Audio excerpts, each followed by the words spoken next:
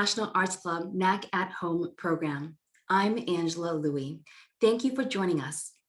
For those who are unfamiliar with the National Arts Club, we are a 501c3 nonprofit based in New York City with a mission to stimulate, foster, and promote public interest in the arts, and to educate the American people in the fine arts. Annually, the club offers more than 150 free programs to the public, including exhibitions, theatrical and musical performances, lectures, and readings. For more information about the National Arts Club, you can visit us at nationalartsclub.org or find us on Facebook, Instagram, Twitter, and YouTube. Today, we talk about the transversal universe as seen through the pages of NDY Transversal, the first and only style magazine to focus on celebrating the transversal community, that is, the transgender and gender nonconforming, non-binary people, transvestism, cross-dressing, drag, and androgyny. Here to talk about this is the incredibly talented one-man publishing powerhouse, Luis Venegas. Here's a little bit about Luis. Luis Venegas, the one-man publishing empire, is one of the most genius minds in fashion and publishing industry. He's the biggest independent publisher in Spain, and he's been the Spanish editor and publisher of 5 independent limited edition magazines, and they are Fanzine 137, EY, Magateen, Candy, The Printed Dog, and EY Boy. He is also a creative director who has worked with luxury brands such as Lowe, Acne, Carolina Herrera, and J.W. Anderson. Luis's latest book, The Candy Book of Transversal Creativity, the best of Candy magazine, allegedly, is available for purchase in the link. Now, the book showcases the best content from the groundbreaking style magazine's limited 12 issues. The high-end magazine itself amassed a cult following, which encourages inclusion in publications. It proposes an alternative idea of beauty and challenges the existing ideals. Following the presentation, we will have a brief Q&A with Luis, and he will answer some of the questions from the audience. So please type your questions into the chat box and we will do our best to get to all of them. Without further ado, I want to say welcome to Luis. It's such an honor to see you. Oh, hello to everybody who's watching this. I mean, what an introduction, Angela. I'm very, I'm very moved, and thank you very much. It's very kind of you, very sweet. And I'm so happy to be there here at the National Arts Club invited. It's quite an honor. It's amazing. Well, it's so lovely to see you. I'm so happy to have you here with us virtually. And of course, we can't wait to see you in person. Let's start with how you started doing all these groundbreaking things. You used to collect comic books and collect magazines, as we can see, collect these wonderful books behind you. And now you publish these huge niche titles. How did that happen? Yes, as you said, I always been a fan. I mean, I grew up in the 80s. So as a child in the 80s, I was being interested in Marvel superheroes, comic books. It was my first connection to the printed matter, actually. And for some reason, that feeling of holding paper and getting information and being inspired through it, it has remained with me forever. And so at some point, I started being interested in fashion and arts, and I started buying fashion and arts magazines and books. And it's not like I was planning to have a collection or something. I just kept those, some of those special printed things. So that's how the collection kept growing. And at some point, one day I realized that I wanted to be beyond collecting them and being the one also putting out there some printed matter myself. And I don't know, I went to a printing company, I asked for an estimate. It's like it all started after my passion for the printed matter. No more, no less. It's that simple. That's really amazing, particularly in a world that's evolving and in many ways evolving away from this wonderful, wonderful craft that you're a part of. One thing I wanted to mention is that in your book, Laura Bailey, who is a lifetime collector of the ephemeral, and who also gave to the Yale Library the Laura Bailey collection of gender and transgender materials, says in your 8th issue in Candy Magazine, "I love Candy Magazine. I wish it had been around when I was a kid. The pictures are fantastic. It's an art book. Louise calls it transversal, which I think is a wonderful word. Can you tell us a little bit about this word transversal?" First, I'm very happy that you mentioned Laura Bailey, because for me, yeah, I mean, she holds an amazing collection of, as you said, of ephemera, and I admire her very much. The word transversal for me, when I had this idea of doing Candy Magazine, it was because I love fashion magazines, and I realized fashion had been taking lots of inspiration from the world of the transgender community, but also from the world of transvestism, and also, so even though those are many different things, in a way, all of them have been defying the usual rules of gender. I would say the outdated rules of gender, and but the fashion never paid back any kind of tribute or something. So I felt like maybe this is a good idea of something that could be a good different kind of fashion magazine out there. So, and I wanted to find one word only that could be like an umbrella for all those very different manifestations. So I felt like transversal, I mean, using the trans thing, it's like going, trans actually means, it's like transport or transmitting something. It's like going, it's a little trip, or a trip of going from one place to another, it's like going. And so it was also about transformation. And so for me, using the trans thing was important. And then versal was from universal. So it's kind of in a universal publication to talk about change and going from one place to another.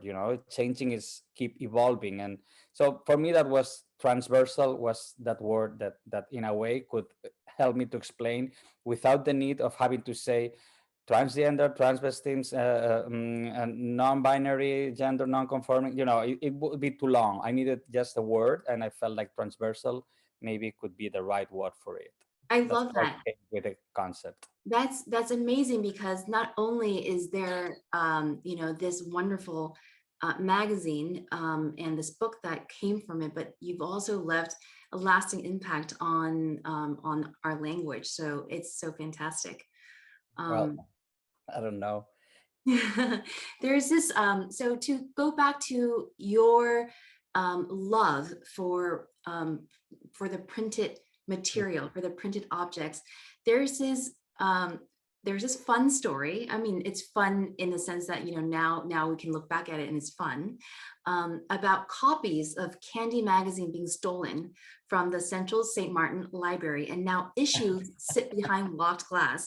So I want to ask you this, because clearly this is a phenomenon. So what do you think about this intense following as it relates to your decision to publish first in the printed material and in such a limited edition magazine? Because what has happened from all of that is now these are collectible items. These issues are collectibles. Well, it started out of a necessity more than a strategy. I mean, even though I work with many, many people, all the contributors in the magazine and in all my publications, I mean, I've been working with some of the greatest image makers and also greatest writers from around the world. But after all, my office, it's just me, my computer, and my cell phone, and that's my office.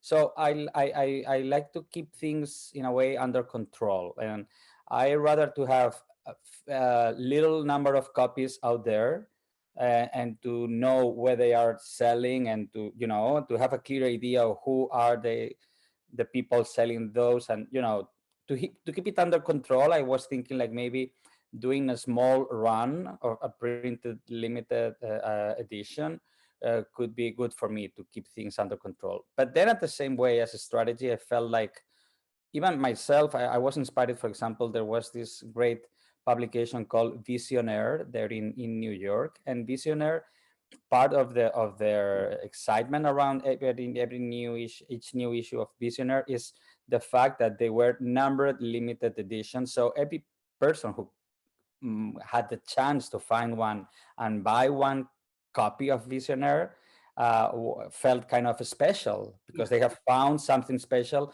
And it's not like a magazine that you look at it and then you forget about it and you throw it away. No. Uh, Once you buy it, it's not a cheap magazine, Yeah. Candy.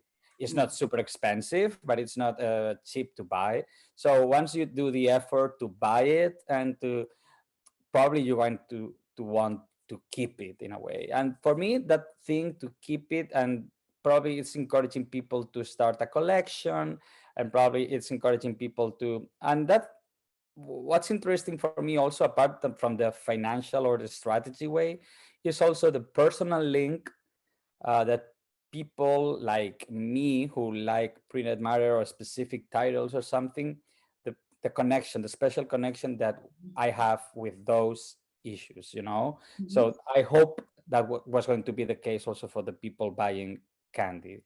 There's no question that this is very, very special, that when they get when they are able to get their hands on an issue or issues, there it's extraordinary for them. You know, I wanted to talk a little bit about this book that came from your magazine. So this book is a collection of your greatest hits from all 12 issues that you've put together for Candy Magazine.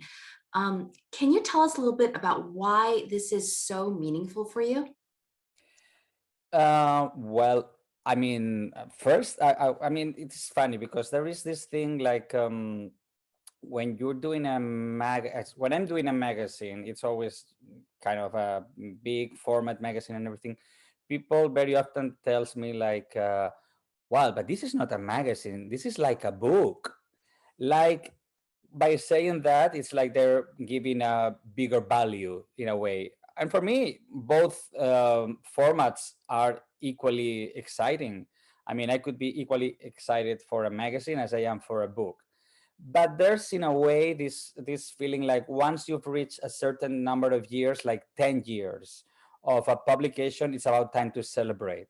So I had this, I was invited by Rizzoli to celebrate the 10th anniversary of the magazine under the form of you know, anthology book in a way. Mhm. So I was very happy and excited that I mean a company from New York, as I mean, as great, as prestigious and fabulous as Rizzoli asked me to do that. So, So about the content inside and how to pick up, it's that's kind of difficult because I was thinking Candy had at that time it was like I don't know. When they asked me a couple of years ago to do this, I felt like probably it was like let me think about it.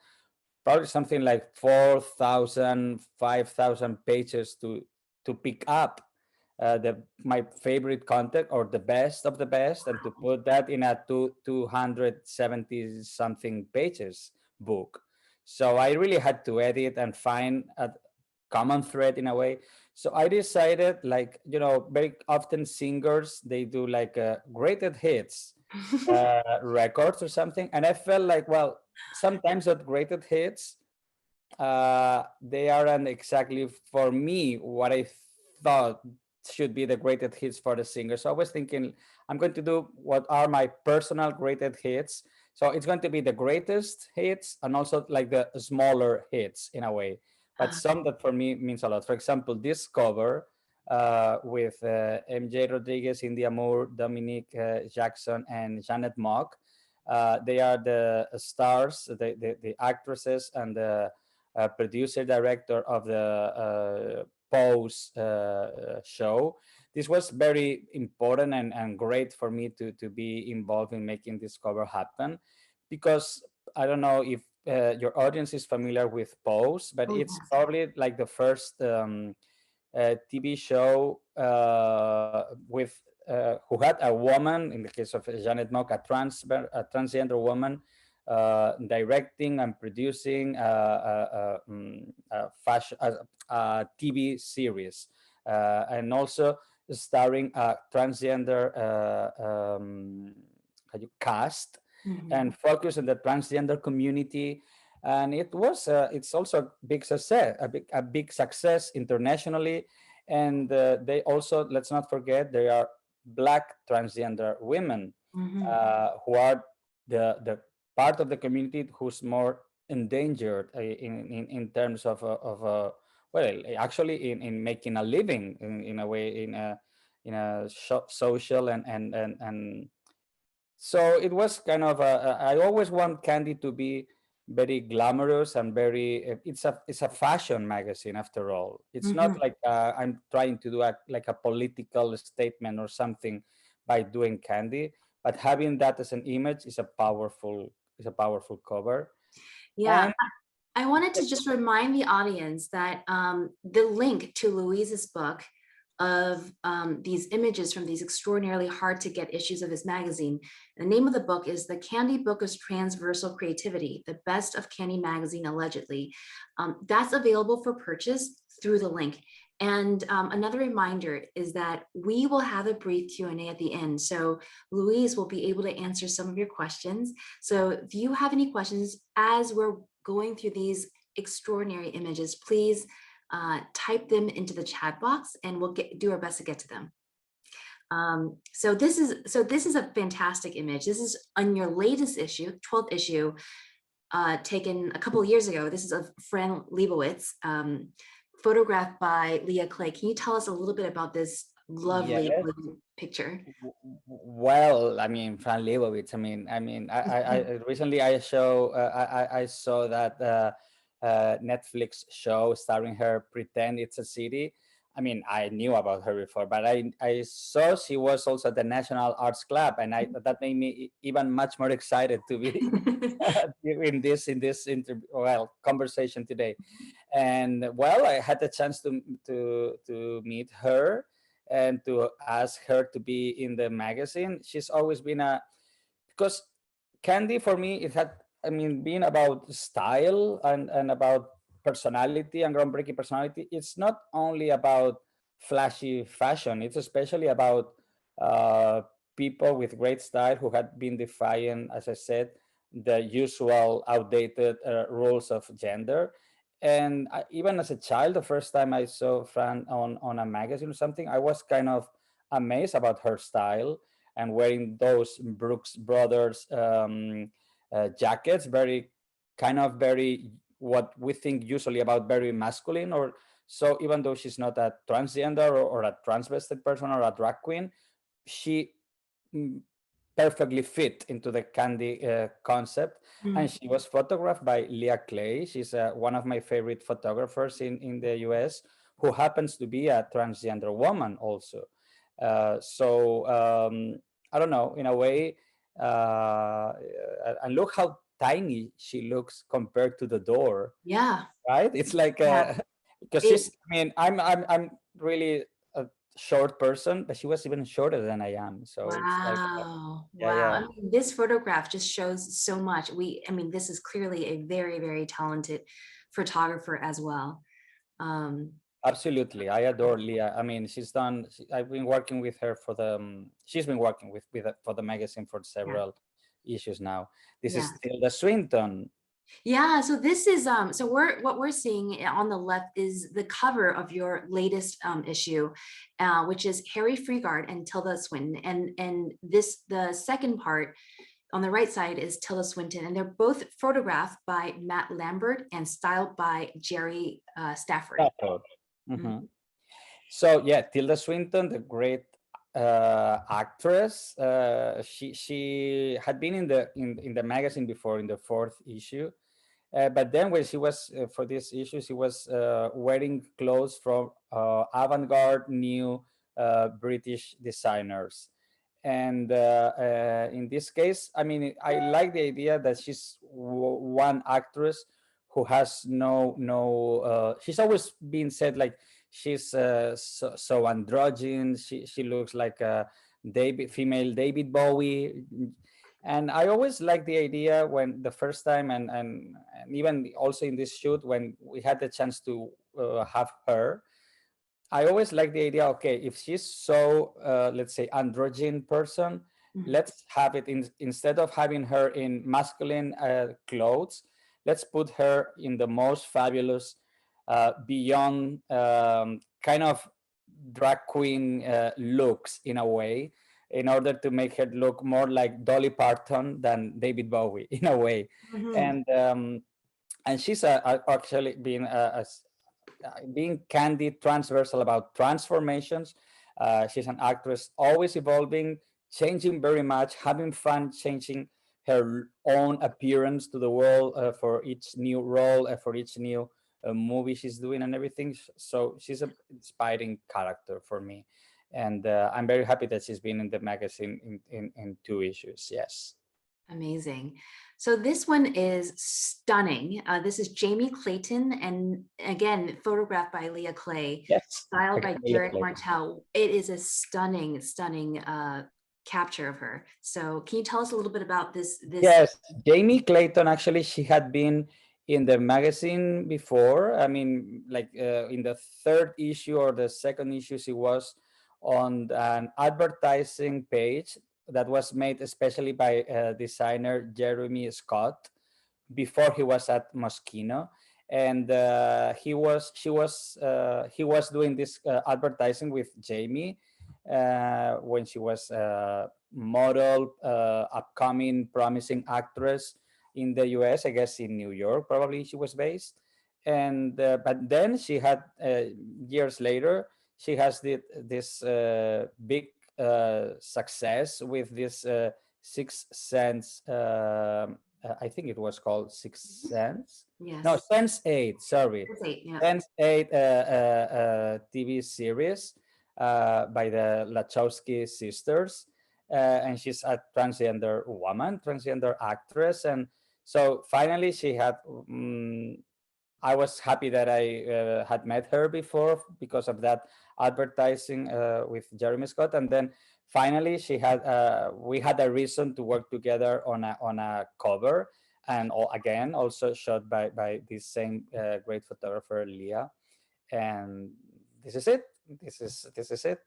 Yeah, it's so amazing. So this next one, again, this is so special because it's the same person on your cover of the book, Yes. but there's also sort of this inspirational artwork that came from. Can you tell us a little bit about that? Yeah, this is Bryce Anderson, and is a very young. I think Bryce was 18 years old in this photo. It was shot by Michael Bailey Gates, and I realized this photo was perfect. I mean, the photo is on the image on the right of the screen, of course. That's a photo. The other is the painting. Well, I think it's clear. I shouldn't be saying this anyway. So I felt like this photo was perfect for Candy because for the book, because it had everything that in a way it was fashion, it was glamorous, it was probably if yeah it was shot in 2010, not 2000, sorry, 2019. But it could also, I mean, by the look of that look, that hair and eyes and everything, it could have been shot in the 70s. It's not easy to put when it was shot. So it was kind of so for me it kind of embodied everything. And then I realized also Bryce was a great artist. So one thing that I wanted to do in the book, it was also adding, I mean, I was thinking, well, if someone has been buying candy for this past 10 years, I want them to have a reason also to buy the book. So I put inside of the book some unseen material, and I also asked some people and some artists to do new artworks to be inside of the book. And then Ah. that was part of the yeah. I had to find a link to keep selling books, you know. So I asked Bryce, and he did that. Sorry, them did that painting, and that was great. And this is EJ EJ's Johnson, yeah, Johnson, yeah. is on the Uh, 11th issue. This is the cover. So that was, I mean, this is an extraordinary cover. Can you tell us a little bit about the shoot and the decision to yes. make EJ the cover?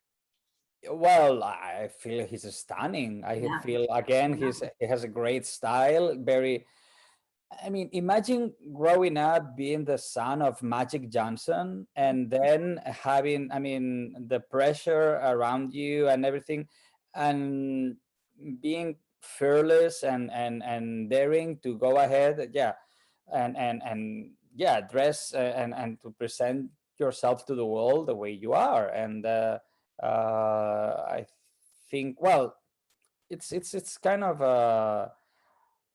I feel also it's a very it's much more natural and kind of easy, I'd say, for the younger generations these days. So I think AJ Johnson is a good example of that. All that fabulosity of wearing makeup, and it was shot by no less than Greg Gorman, who's one of the greatest photographers, especially with great lighting for actors and for, I mean, in this classic George Harrell style, and having the perfect lighting to have a beautiful portrait of someone with everything. It looks perfect Mhm. beyond, I mean, beyond Photoshop. It's like more focusing on great lighting and great connection with the people, the person in front of you on the camera. So yeah, I think this image is kind of stunning because the face is stunning, the attitude is stunning, it's strong, and the jewelry and all of that. Well, I feel it's definitely a good image, I think, in my humble opinion, for a magazine about style and fashion. This Eh, one, lovely, 11th, this is your 11th issue. So this was from 2018. And what is great about, so this is photographed by Matt and Kat, and yes. styled by Cece Liu. Hmm. Um, there's no words. This is again gorgeous. Can you tell us a little bit about what we're looking at? It's just so beautiful. The Yeah, flowers, makeup. this is a Scott Sisman. At that time, he was named, and he's known by his drag name Susie. And he was a drag queen in New York, doing great, fabulous looks and stunning. Yeah, I mean, doing a great impression in terms of fashion, and to be how Susie was presented to the world of high fashion. And actually, this is the first time Matt Cat, as they asked me, I didn't know them before. So very often I keep having these emails, at least three, four, at least every week, of new photographers or new stylists asking me to be part of the magazine. And uh, very often the proposals aren't that great. But in the case of Matt and Kat, I immediately thought they were doing a great job as photographers, and I was thinking, let's give them a chance, because that's also part of my duty as a publisher and as an editor. I always want to have some of the people that I admire a lot, and great photographers and artists that I admire a lot, but also I have to be open to consider new options, new people, new visions. Even sometimes when I'm not sure about those visions myself, I always feel like, well, maybe that person, this new photographer or this new artist, knows better than I do. Mhm. So let's try. I mean, I'm not going to lose anything if I give them a chance to do something. And then, I mean, in this case, for example, in this particular case, as you said, these photos are really beautiful and strong, and they were really great photos of newcomers, at that time, newcomer photographers doing their first assignment, the first job for Candy. And I was very happy and very, very, very Mhm. grateful about that. Yeah. This is the 10th issue, and we're seeing Harry Neff and Andres Velencoso.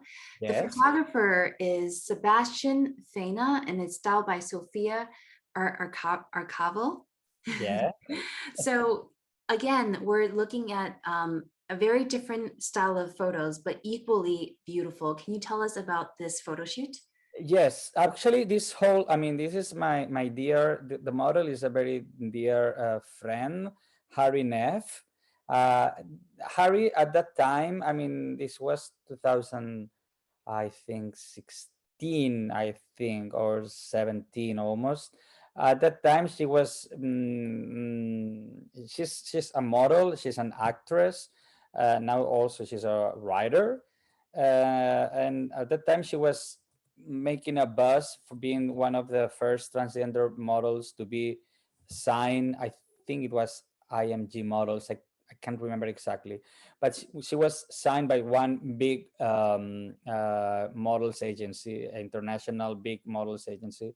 Uh, so I asked her to be guest editor of one issue of Candy. I knew she was a fan of them. Well, a fan. I couldn't say that. I knew she liked the magazine. I was thinking, well, after all these years that I was the editor and the only person deciding about the content of the magazine, it'd be good to have also a trans person sharing that responsibility with me, allowing. I mean, there's been transgender people and transversal people and transvestites and drag queens contributing to the magazine, but more as a contributors, never in as deep involvement as Harry did with this issue. So in a way, it was kind of doing making her ideas for the magazine reality, and one of them was being photographed gorgeously together with this handsome man, Andres Belancosa, who's also Spanish, I have to say. And these are from the previous issue, from the ninth, from issue number 9. Yeah. And And this is yeah, kind of special too, right? Because well, the people that are in the photos: Sister Dimension, Kevin Aviance, yeah, Candy Cane, Honey Dijon, Girlini, I'm sorry, Girlina, Barbara Patterson Lloyd, and is photographed by Linda Simpson. The text that you will see in the book um, is also by Linda Simpson, and we also see. I think we're seeing Richie Rich, Sweetie, and RuPaul photographed by yeah. Linda Simpson. So tell us a little about this. And frankly, these are extraordinary photos, but also your collaboration with Linda Simpson. Yes, well, same as at the very beginning, you've mentioned Laura Bailey as an archival person. Mhm. In the case of Linda Simpson, she's, I mean, I adore her. All the knowledge she had, that she has of the drag queen scene, especially in the US, is amazing. And the fact is that being a drag queen herself, Linda, well, now she's done also a book called The Drag Explosion.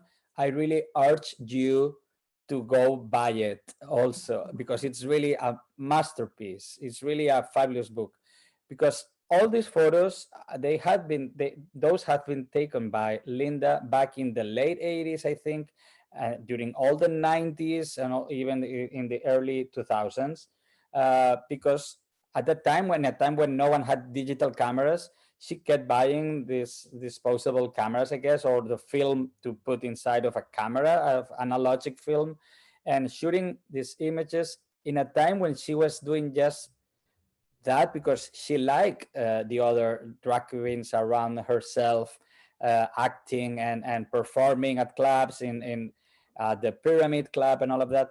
And I mean, the time was passing, and then she realized she had an amazing archive of imagery that no one else was actually documenting.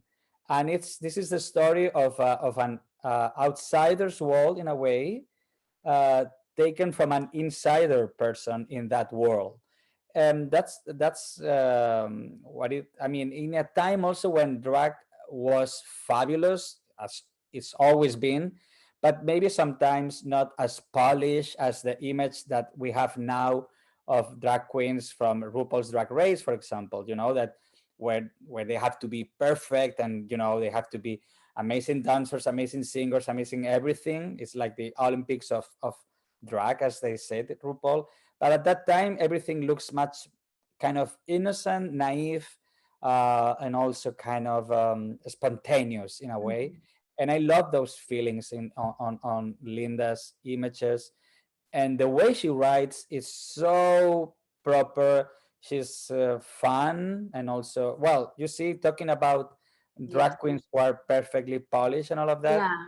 Yeah. There is Violet Chachki and Miss Fame What being is together. what is remarkable about this in your book is that you mentioned earlier that there are unpublished images, and so the book allows you to see more than what is available in the magazine. Yeah. So that's what we're seeing here on the left, right?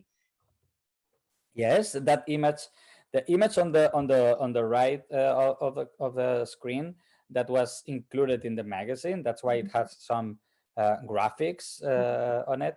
Yeah. And then on the left, that wasn't published in the magazine. These two were shot by great French photographer Ali Madavi, and yeah, it feels very very much what I was saying. Like, drag these days are, because of people like the amazing Violet Chachki, who's probably I think the most polished, perfect drag queen of our days. I mean, and also has this great sense of style and fashion, and I mean, I think drag takes a lot of the main value of drag for me is how much knowledge and intelligence it's behind it, of good drag. You know, it's and in this case we had the new image that we've seen on the screen. We Hmm. have Lady Gaga also kind Yeah. of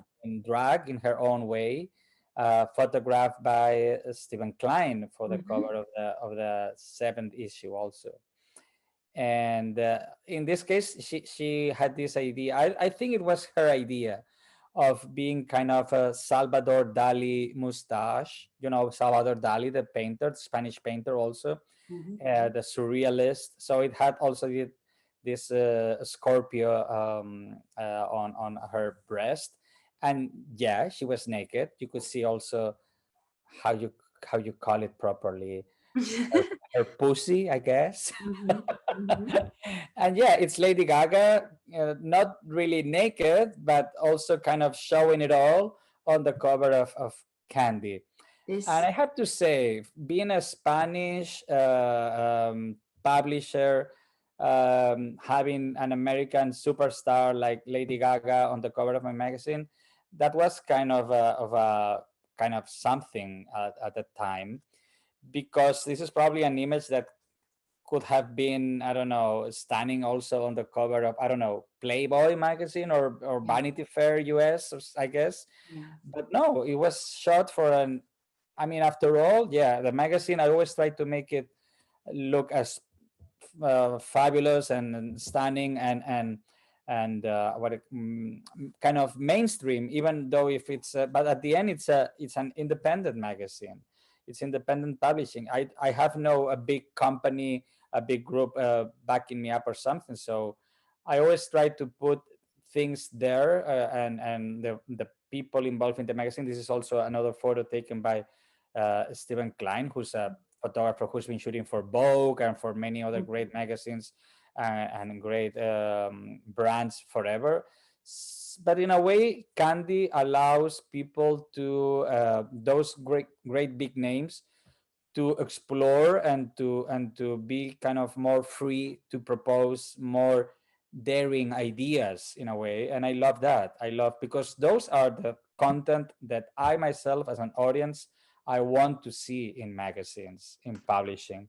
So I'm happy to contribute to create those images in a way, allowing them, giving them a space, allowing them to be published and out there in the pages of my magazine. Great. Now, this next one that we're going to see is pretty special. Mitch, do you?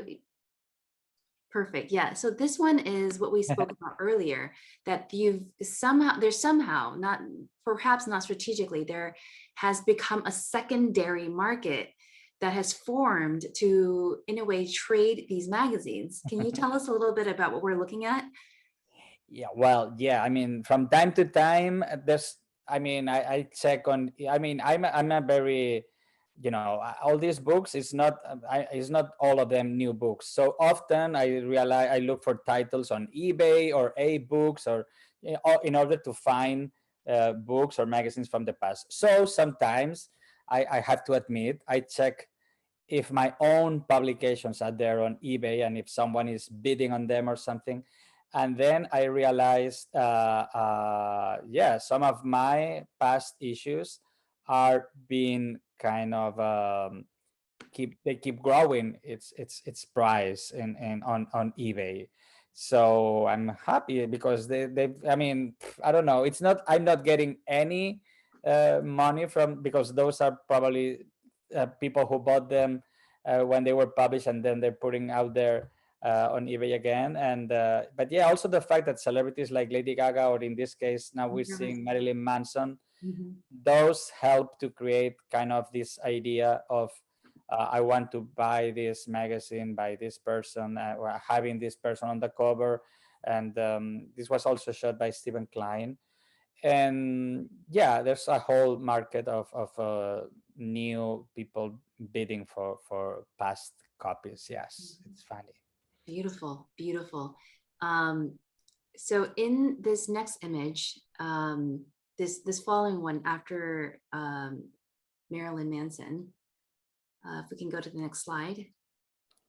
This is Tammy Brown. And this is remarkable because it's a stunning photograph, but it wasn't published in your magazines, right? Exactly. This one wasn't published. There were other great ones from this same shoot that was published in the magazine, but not this one.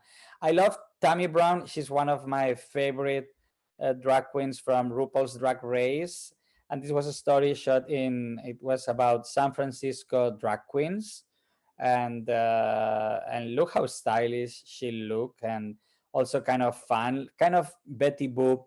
Betty Boop, the character, Yeah. From the, I think it was she was from the 30s, probably, right? Past 30s, not the ones that are coming, of course.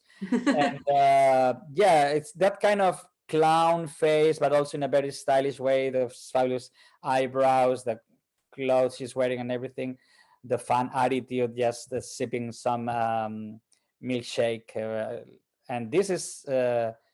Young Jody child, Foster. actually, Jody Yeah. Foster.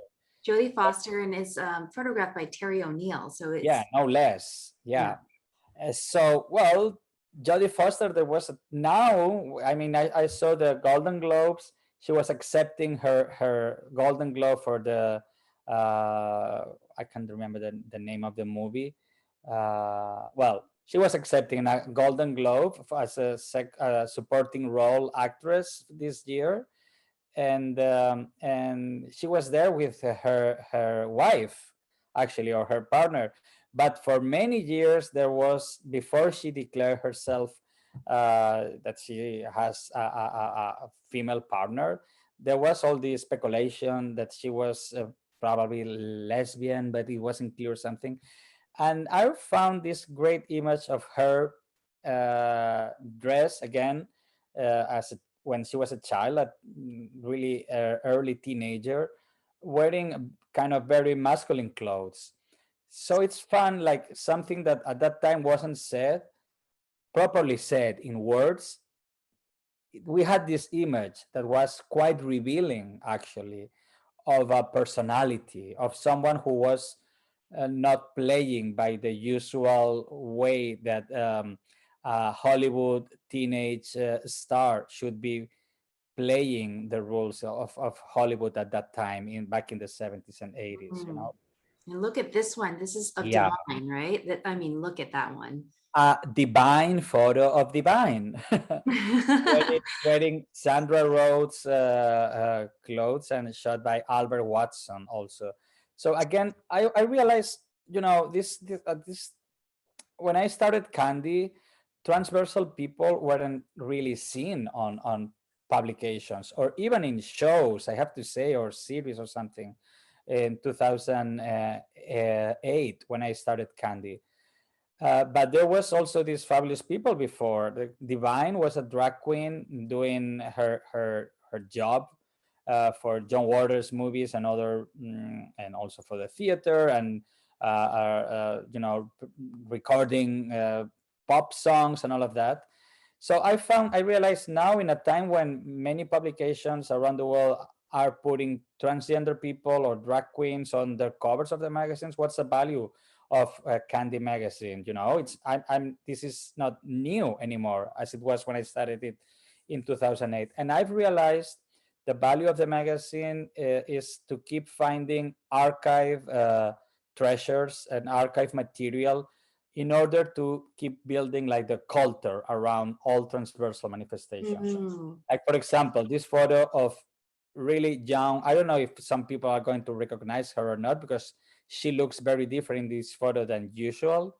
This is Icelandic singer Björk, photographed by her Ritz, and looking very much like a young boy, actually, I'd say, with this short haircut and you know, the freckles and all of that. She even had a little bit, I mean, when you look close at the photo, a slight you can there's an intuition of a little mustache. Actually, Mm. mustache is not something that only men have. I Mm. mean, so even when we growing up, especially younger girls, sometimes they have little, you know, tiny mustache, and that's, I mean, I don't think there is. So this kind of thing, this kind of androgyny image, just putting there a simple, beautiful close-up portrait, it was also kind of revealing in a way. And this is Lady Bunny also with Yeah, the big famous hair. lady. Yeah, this is like the famous Lady Bunny shot by the famous Ellen von Unworth. I mean, look at that. Element numbers, yeah, yeah, yeah, yeah, yeah. And very, very happy and very excited to have two great icons working together for one shoot on one story in the magazine. I mean, Lady Bunny, I mean, that face, she's like a cartoon character in the best way possible. I mean that. Yeah. And that big hair, bigger than no one. It's like wearing a wig under a wig under a wig. There's also all this, I would say, engineering of drag queens. Mhm. And this is also kind of, this was kind of remarkable, I'd say. I mean, all of them are remarkable for me because I do them, but it has a great response because it was, I remember at that time when I published this one, there was this conversation in the media like, who should be the next person leading the Democratic Party? Should be a black man, Barack Obama, or should be a woman, Hillary Clinton? And then I was thinking, what if we go beyond that and we dare to think of a day when the next president of the United States will be a black transgender woman? Why not? I mean, so that's why I decided to make a cover of it with the help of the great, great, great model feature here, Connie Fleming, who's an icon. She's a great personality in New York, a great artist and a fabulous model. And I'm very happy. And it was shot. This was shot by Danielle Levitt, and yeah, it wasn't at that time. Connie is a she wasn't as known as, I don't know. We had Tilda Swinton before. This is the photo that I was saying, as a Dolly Parton kind of Tilda Swinton, having her in big hair, shiny Anthony Price dress, and all of that. And also I made this. I asked my friend artist Jordi Lavanda, who's a Spanish artist, illustrator, to do a recreation of that cover. For the book, again, as I said, having new content for the book. And this is the interpretation on the right of the screen of in watercolors of Tilda Swinton wearing her best drag queen attire in a way. Wow. Yeah, this is for the third issue. Yeah. And it's also images from well, I would say transgender and transvestites Japanese people from the 70s, actually, in Tokyo. So again, it's funny because now we talk very often about most publications are concerned and looking very much about so-called diversity and all of that. And I realized, in a way, I had been doing that in Candy forever. I don't mind if where people comes from or how they look. I only care about the energy on the stories and the. I mean, so I always, for example, in the next issue that I'm working on now, there's stories that have been shot in Brazil, and other stories have been shot in Australia, and some others. I mean, I like to. I mean, as long, and also to show this is a universal matter in a way. This is Amanda Lepore, no less. This is like actually incredible because this one again is shot by, this is shot by Jeremy Cost. Yes. And she writes, or you include this wonderful, amazing quote from Amanda. And she's talking with the famous Lady Fag. And this is over 10 years ago. So she says, I would love to inspire people the way that Marilyn Monroe inspired me. Hopefully someone that's troubled and made fun of can look at me and say, she did it and I can too. Maybe give some young transsexuals strength to know that it is possible to be yourself and not have to conform. Isn't that beautiful? I mean, and you've included that in your book. It's very beautiful, and I think it's very. I think any publication or any thing, any publication that you put out there and you publish, it has to have three purposes. It has to inform, it has to entertain, and it has to inspire. And what better inspiration than Amanda Lepore herself trying to inspire other transgender people out there. I mean, it's not like she wants or she's hoping people to look like her or something like that. She just wants to give inspiration to younger generations, and I think that's a very beautiful feeling and a beautiful feeling and purpose. And this is me in drag as channeling my inner Anna Wintour. Yeah. So I was thinking, if I'm an editor of a magazine, what's the biggest fantasy of a fashion editor? Well, to become Anna Wintour, or at least that was at that time in 2010 when I did that. Probably I would think different these days, even though I still like Anna Wintour and what she's doing. But this is fabulous styling, fabulous photography. It's just it's great. It's a great. And I have to say, wearing the wig and the dress and the high heels and everything, I mean, I felt so powerful. So I could understand she wearing those, having that style and being that powerful daily, because for one day I felt really like, even though I was modeling also, I was kind of directing everything. And now I felt very, very Wintour myself. It's like the whole the clothes you wear and how you wear them and the hair you wear and all of that helps you to project that image of power in a way. So this is next one is your first issue over about 12 years ago with Andre J. Can you tell us a little bit about this? Yeah, this was shot by Bruce Weber. Actually, this one wasn't especially shot for Candy. This was an archive image shot by Bruce Weber for Vogue Paris magazine. But this was one unpublished. This wasn't published on Vogue Paris magazine. So I asked Bruce if I could share some of unseen images from this shoot, because Andre J was the first drag person, or I don't know exactly how Andre identifies, but I would say it was the first queen, I'd say, in a word, or transversal person to be on the cover of Vogue Paris. So I also wanted Andre to be on the first issue of Candy magazine. That's amazing. And so I wanted to remind everyone, thank you again for sharing some wonderful stories and context on these. So they're truly breathtaking, Luis. And I just wanted to remind everyone that the link for the book from which these images come, the book is The Candy Book of Transversal Creativity. The Best of Candy magazine allegedly is available to purchase in the link in the chat box. Yeah, here is the book if you want to take it. It's not a small one. I will say that there are so many questions. I have some too, but I think that we, because there's so many questions, I'm just going to jump to the ones that people are asking you. So the first one, and this is sort of a repeat one, is how do you find your collaborators?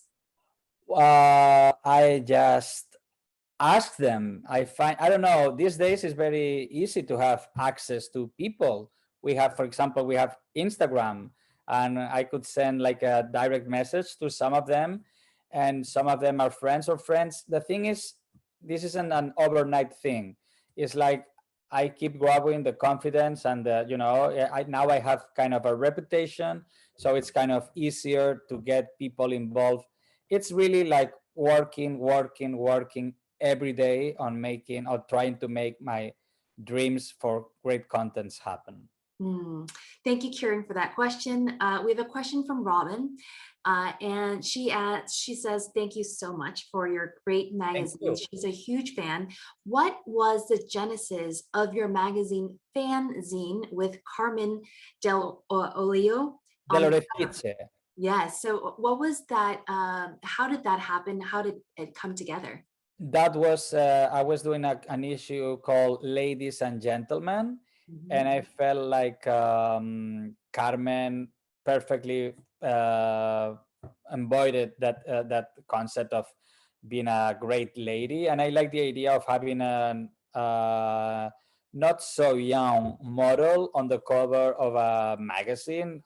But Carmen is an iconic personality, and having her on the cover of the magazine of the Fanzine 137 was really great. And she was shot by a very young photographer, Spanish photographer, kind of independent photographer, kind of maverick in a way. And the results are really great. I'm really happy about it. Wonderful.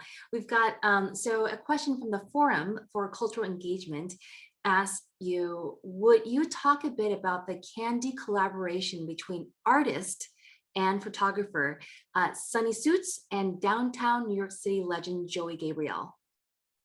Yes. Oh wow, Joey Gabriel. I mean, that thing happened thanks to, there's a great person that I'd like to mention who's been contributing to the magazine for many years now. Her name is Sunny Suits, and Sunny, she has a great knowledge also. I mean, I'm very happy and very grateful that people like Laura Bailey, Linda Simpson, Sunny Suits they trust my magazine. So and they want to contribute to it because they're people with great knowledge of things. And Sunny told me, you should put Joey Gabriel on your magazine.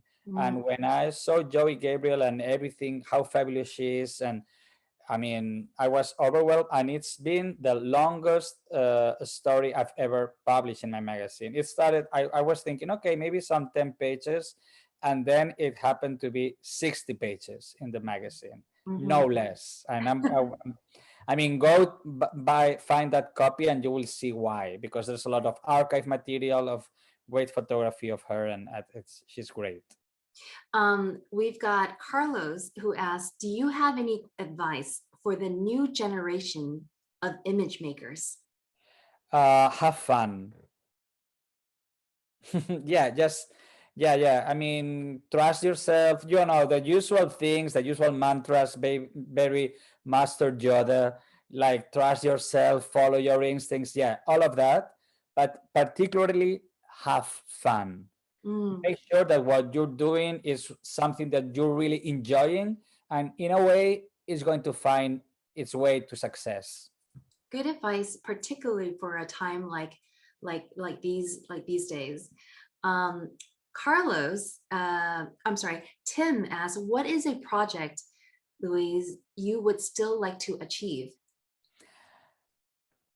So many, I don't know, maybe I would love, I still will, I mean, I'm a big fan of, I don't know, there's many of them, but now if you ask me for one of them, for example, it will be having Barbara Streisand on the cover of Candy, for example. Why? She's not a transgender person, but she's been inspiring so many queer people for so many generations that she really deserves a cover. Well, it's not that she deserves a cover, it's that I would be so honored to have her on the Candy story, for example. But that's only one example. There's many probable ideas and dreams that I would like to make happen. You know, one thing that I think that isn't talked about enough is your background as an independent publisher, which gives you the advantage of having a little more freedom and agency to go after the things that you find fun and the things that you love. So how, I guess the question is, how do you see mainstream magazines being impacted by the rising influence of strong independent publishers such as yourself? It's very simple. They need us, independent publishing, for inspiration. Mhm. Yeah, I think mainstream magazines, they kind of play safe because they have to pay you know, they have to pay to the many people working with them, and so sometimes they don't dare to too much because maybe they're going to be in troubled waters or something. So we, the independent publishers, we are the ones who have to taste the troubled waters first, and then they realize those troubled waters, they were not so troubled at all, and then that's how they dare to go where we tried before. Wow. Mhm. And that's how it is. And I have to say, many people telling me like, well, now that Vogue they're putting, like, I don't know, or other magazines they put in trans people now, aren't you kind of upset about it? And I was like, well, no, that was the purpose of my magazine, putting out there these many people that weren't represented at all, giving visibility to those people, and I'm happy that I've contributed. I mean, I've contributed in a way to make that change, because it's a progressive change. So I'm very happy. That was kind of the purpose of the magazine. I'm actually very happy that I've contributed to that in a way, and they get the memo on time to do something. Yeah, and it's wonderful because the magazine itself, presenting this alternate idea of style and beauty, has left such a forceful impact on a broader audience now today than when it first started. Hmm. Yeah. I hope so. I guess so. Thanks for saying that. Yeah. So, you know, one of the things that we wanted to know is how many magazines do you own in your home in Madrid and in your parents' home in Barcelona? Now, those from Barcelona, they came here to Madrid also. Wow. So I really don't know, some 10,000 or something, probably. Wow. I have many. Between the magazines, the books, and also the fashion lookbooks that I keep. I mean, yeah, I have. yeah, I stopped counting at some point because yeah, it also feels very much like I'm flashing in a way what I have, and not like, well, I just yeah, well, I have some. You know, taking a step back, Luis, how did you learn to become an editor? Because clearly you've done it right, but there's no school for it. Like, how do you learn to become one? I don't know if there's a school. I never went to any school that taught me to be an editor. Everything that I know of being an editor, it's because I've learned that looking at magazines. But that means looking at good magazines and also at bad magazines. Like, this is not what I. Even in bad magazines, you can find something. Oh, I don't like this magazine, but this idea is not bad. If they had been going further, something, it's like actually like paying attention to what you're seeing, and I was interested in things.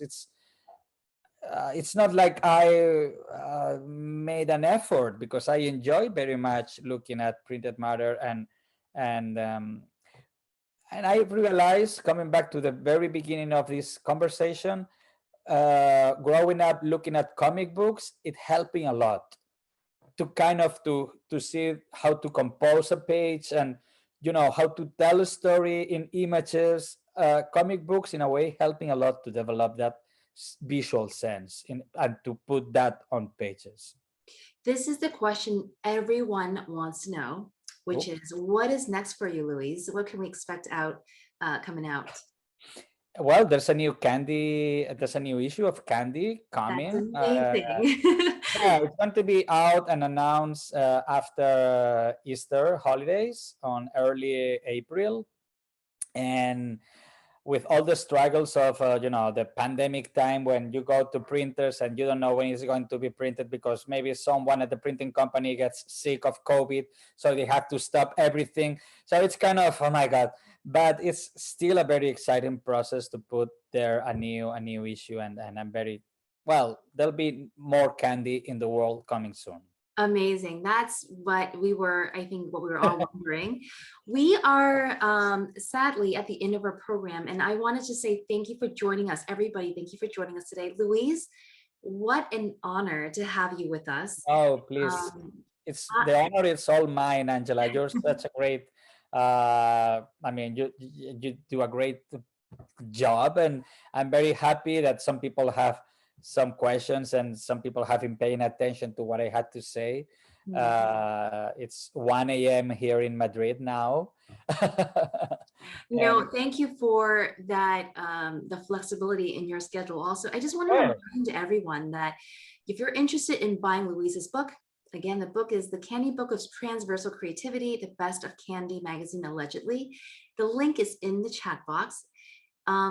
If you're interested in any of our other programs, we have the one on drags, also with Linda Simpson. And these are all presented by the National Arts Club. You can visit our YouTube channel. You can also go to nationalartsclub.org. I am Angela Louie. This is Luis Venegas. And thank you so much for joining us. Bye-bye. Thank you very much. Bye bye.